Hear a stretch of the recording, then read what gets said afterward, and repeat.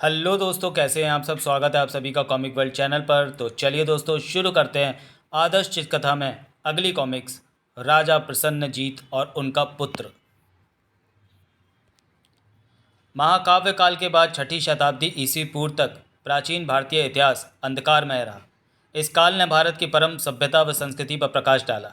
इस शताब्दी ने दो महापुरुषों को जन्म दिया, गौतम बुद्ध तथा वर्धमान महावीर, जिन्होंने संपूर्ण संसार को आलोकित किया। इसी शताब्दी ने पराक्रमी राजाओं एवं उनके परम विशिष्ट राज्यों को प्रकाशित किया। प्रसन्नजीत भी उन्हीं राजाओं में से थे जो कि विशाल कौशल देश के राजा थे। अनेक बौद्ध तथा जैन हस्तलेखों में राजा प्रसन्नजीत का जीवन एक सूत्र के रूप में व्यंजित होता है। विभिन्न आंकड़े एकत्रित करके उन्हें इस पुस्तक का रूप प्रदान किया गया है। इस उद्देश्य के लिए निम्नलिखित हस्तलेखों का वर्णन किया गया है।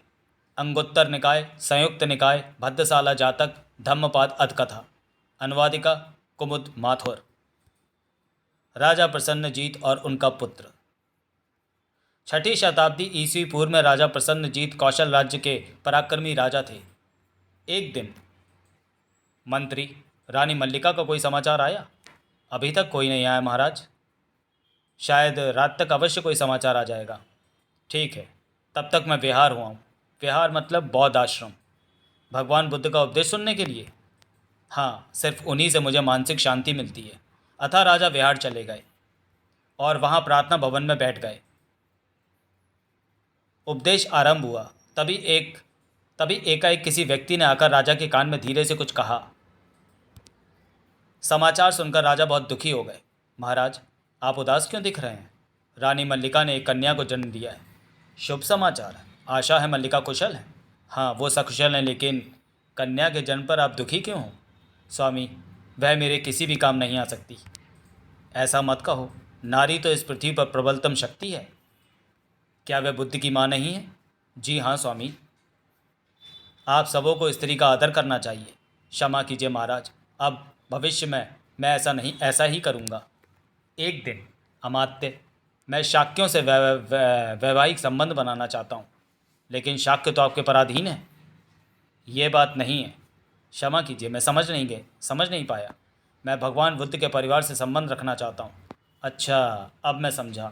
शाक्य मतलब जिस वंश में बुद्ध ने जन्म लिया था। शाक्य बड़े कट्टर होते हैं, वह अपने रक्त को अशुद्ध नहीं होने देते। तुम क्यों नहीं कुछ बोलते? माफ़ कीजिए, लेकिन यह बहुत कठिन कार्य है। मैं ये भली प्रकार जानता हूँ। यदि हम शाक्यों को यह प्रस्ताव भेजें, मेरे विचार में सब ठीक हो जाएगा। जैसी आज्ञा महाराज। शीघ्र ही प्रसन्नजीत के दूत कपिलवस्तु चल दिए, जहाँ वे तुरंत ही शाक्य दरबार में उपस्थित हो गए। हुजूर, कौशलपुर नरेश ने यह पत्र भेजा है। धन्यवाद। पत्र पढ़ने के बाद ये नाराज़ क्यों दिख रहे हैं? क्या कोई अशुभ समाचार है? नौजवानों, आप अपने साथियों के साथ अतिथि गृह में आराम करो। कल हमारी सभा इसका निर्णय करेगी। बहुत ठीक जनाब। अगले दिन दरबार में कौशल नरेश ने शाक्य वंश की कन्या से विवाह करने की इच्छा व्यक्त की है। शाक्य कन्या से विवाह करने की पूछने की उनमें कैसे हिम्मत हुई? हम इसे स्वीकार नहीं करेंगे। शाक्य तो उच्च आर्य जाति है। शाक्य मौत स्वीकार कर लेंगे, लेकिन उनके प्रस्ताव को नहीं। महानमा, तुम चुप क्यों हो? क्योंकि मुझे ज्ञात है कि शाक्य प्रसन्नजीत के अधीन है। तुम्हारा क्या अभिप्राय है? वह अति पराक्रमी राजा है, तो क्या हुआ? वह सभी शाक्यों को कीड़ों की तरह मार डालेंगे।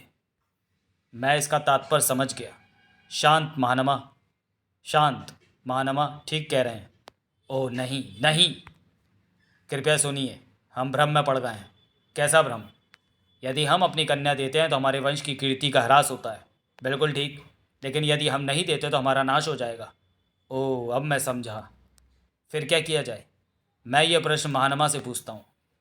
मेरे पास इसका एक उपाय है। वो क्या है? आप मेरी रूपवान बेटी वासभक्ष त्रिया को भेज दीजिए। दासी कन्या? जी हाँ, वही, लेकिन इसे गुप्त रखें।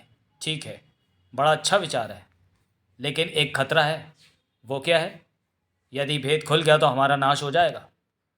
ये सभी शाक्यों की जिम्मेदारी है। जी हुजूर, हम इसे गुप्त ही रखेंगे। क्या तुम सब इस प्रबंध से सहमत हो? जी हाँ, हमें मंजूर है। तो जाओ महानमा, घर जाकर अपनी बेटी को तैयार करो। अच्छा जी, मैं जाता हूँ। वो शाक्य राजकुमारी के रूप में जाएगी। जी हाँ, मुझे मालूम है। ठीक है, तो कल वह चली जाएगी। कल? इतनी जल्दी? हाँ, उन लोगों का यहाँ से शीघ्र वापस जाना ही अच्छा है। आप ठीक कह रहे हैं। अगले दिन सुबह प्रसन्नजीत के दूत रथ में बैठकर कपिल वस्तु से श्रावस्ती की ओर चल दिए। लंबी यात्रा के बाद वह श्रावस्ती पहुंचे। तुरंत ही राजा का विवाह उस दासी कन्या से हो गया, जिसने कुछ समय बाद एक पुत्र को जन्म दिया, जिसका नाम विदर्भ रखा गया। 8 वर्ष बाद। महाराज, अब हमारा बेटा 8 साल का हो गया है। मुझे मालूम है कि यह बड़ा बुद्धिमान है। मैंने तुम्हें एक शुभ समाचार देने का निश्चय किया है। तुम मेरी पटरानी होगी और ये युवराज होगा। महाराज, आपने हमें अत्यधिक सम्मान प्रदान किया है।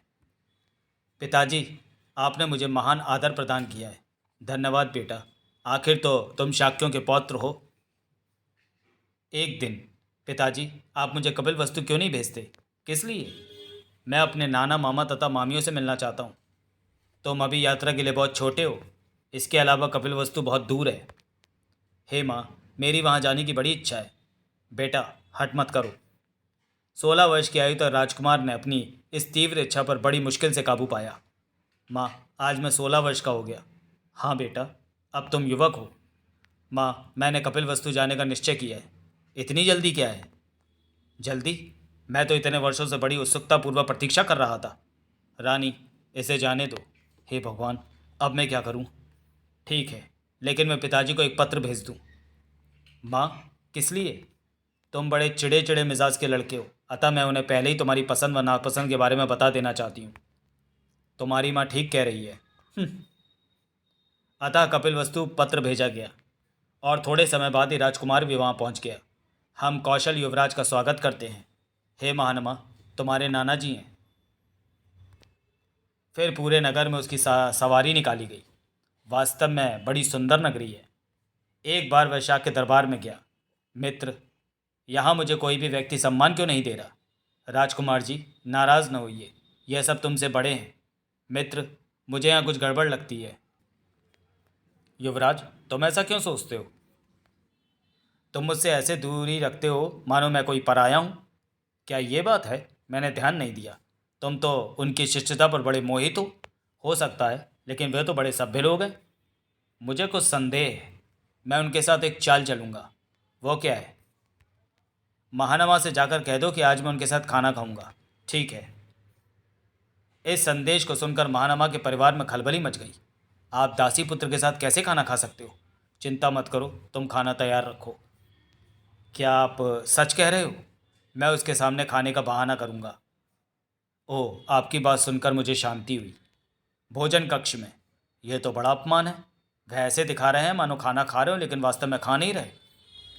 क्या तुम इतनी जल्दी खा चुके? जी हाँ, मेरी भूख खत्म हो गई। क्यों, क्या बात हुई? कुछ नहीं, मैं कल वापस जा रहा हूँ। महानमा डर गए। वह समझ गया। इतनी जल्दी क्यों जा रहे हो? क्या कोई गड़बड़ हो गई है? मुझे एक बहुत ज़रूरी काम है, अतः मैं जा रहा हूँ। नमस्ते। जब राजकुमार अपने अपने कक्ष में लौटा, मित्र, कल हम यहाँ से चलेंगे। क्यों, जल्दी क्या है? मैं कहता हूँ, बहस मत करो, सामान बांध लो। वह कपिल वस्तु से चल दिए।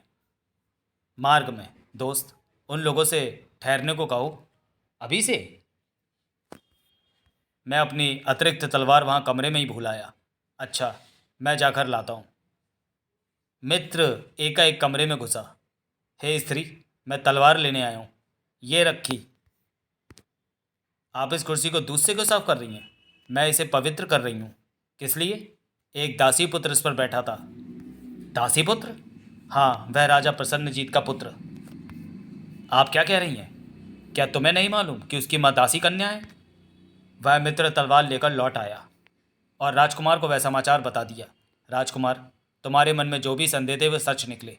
बताओ, और क्या तुमने सुना? तो शाक्यों ने हमसे छल किया। मैं वहाँ कुर्सी शाक्यों के रक्त से धो दूंगा। राजकुमार ने श्रावस्ती जाकर यह सूचना राजा प्रसन्नजीत को भी दे दी। क्या, शाक्यों ने मुझे धोखा दिया? जी हाँ पिताजी, उन्होंने हमें बर्बाद कर दिया। राजा प्रसन्नजीत अत्यधिक व्याकुल हो गए। बेटा, तुम ठीक कह रहे हो। अब तुम्हें व तुम्हारी माँ को वाजपदवजी वंचित करना पड़ेगा। लेकिन पिताजी, इसके लिए मैं कैसे जिम्मेदार हूँ? बेटा, ये राजनियम है। मेरे लिए आपके राजनियमों तथा शाक्यों का कोई मूल्य नहीं है।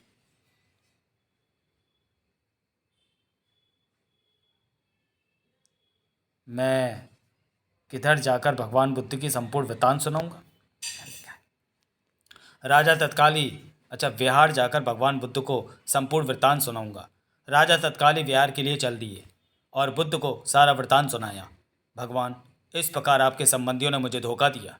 शाक्य बहुत मूर्ख निकले, उन्हें ऐसा नहीं करना चाहिए था। अब रानी तथा राजकुमार को राज पदवी से हटाना हो, इससे आपको मानसिक शांति नहीं मिलेगी। राज पदवी पर उनका संपूर्ण अधिकार है। लेकिन भगवान, ये तो राज परंपरा के विरुद्ध होगा। देखो, उन दोनों का परिशोषण राज परिवार में हुआ है। जी हाँ स्वामी, उन्होंने एक राजघराने के व्यक्ति के समान आचरण किया है। निसंदेह। सुनो, बुद्धिमान बनो। जन्म नहीं बल्कि कर्म पर ध्यान देना चाहिए। बुद्ध के उपदेश से राजा प्रसन्नजीत को शांति मिली और उन्होंने रानी व राजकुमार की पदवी को पुनर्स्थापित कर दिया।